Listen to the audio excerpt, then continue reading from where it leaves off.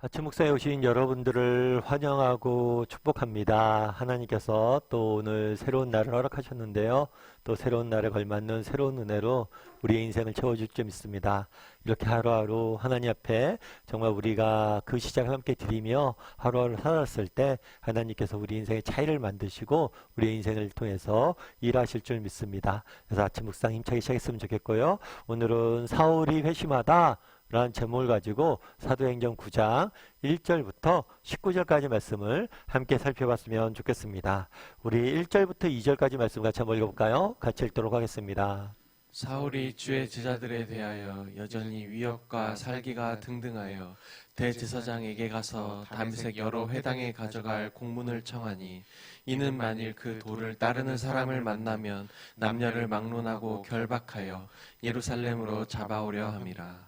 네, 오늘 본문은 다시 9장에서는 사울에 대한 이야기가 나옵니다. 우리가 어저께까지 누구에 대한 이야기를 배웠죠? 빌립에 대한 이야기를 배웠어요. 근데 빌립에 대한 이야기를 배우다가 갑자기 사울의 이야기가 나오는 거예요. 그럼 목사님, 빌립은 도대체 어떻게 됐습니까? 그 이후에. 사실 빌립에 대해서 성경은 많이 말하고 있지 않아요. 그래서 우리 많은 전승들이나 이런 걸 통해서 빌립이 이후에 어떤 삶을 살았다 이런 이야기를 듣는데 이렇게 추정을 하는데 성경은 자세히 밝히고 있지 않습니다. 그렇다면 왜 갑자기 사울에 대한 이야기를 꺼낼까요? 우리가 처음에 사도행전을 배울 때 이야기했던 것처럼 사도행전의 중심 테마는 뭐냐면 사도행전 1장 8절이에요. 성령이 너에게 임하시면 너희가 권능을 받아 예루살렘과 온 유대와 사마리아와 땅끝까지 이르러 복음을 전하게 될 것이다. 이런 이야기를 했죠. 처음에 성령이 어떻게 임해서 예루살렘 교회가 어떻게 형성되었는지를 배웠어요. 그건 다음에 핍박이 있었죠.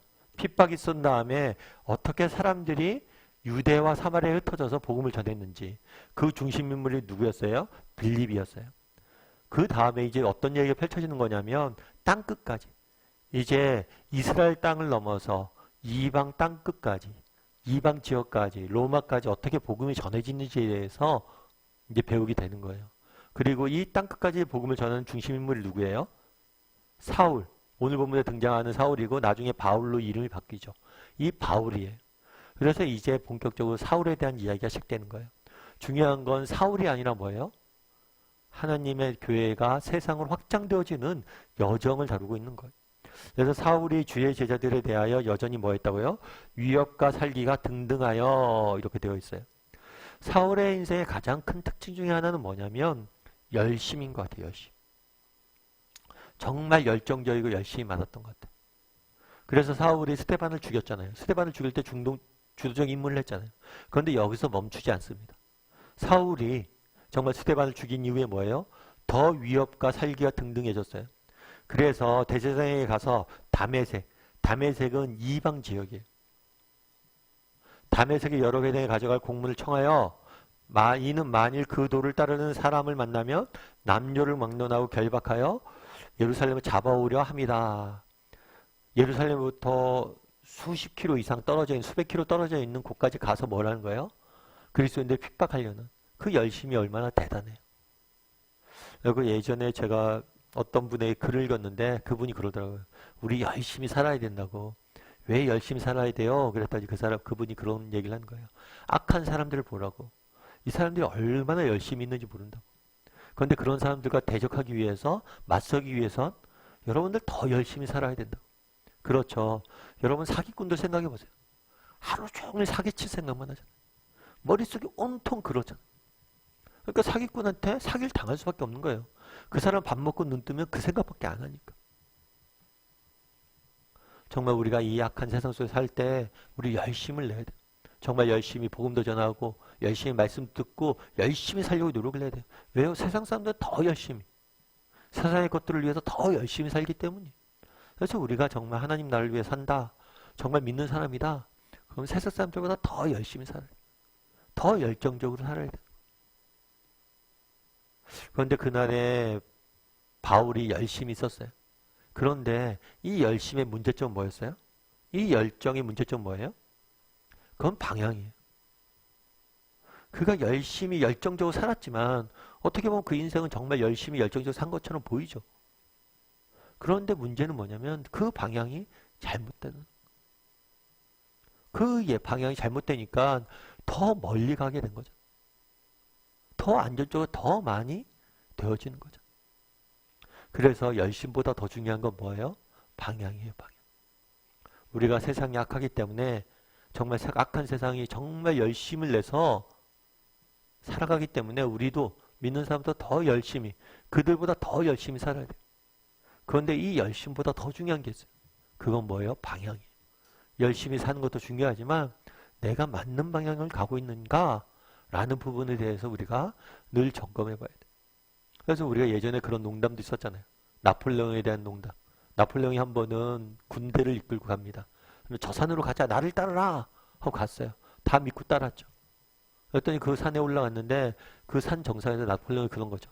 이 산이 아닌 게벼.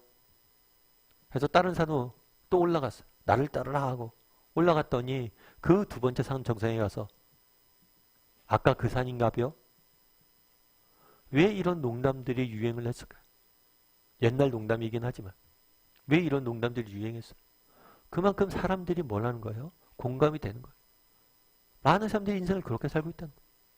열심히 삽니다. 최선을 다해서 삽니다. 그리고 그 꼭대기에 올라갔어요. 근데 그 순간 느낀 거예요. 아, 잘못 왔구나.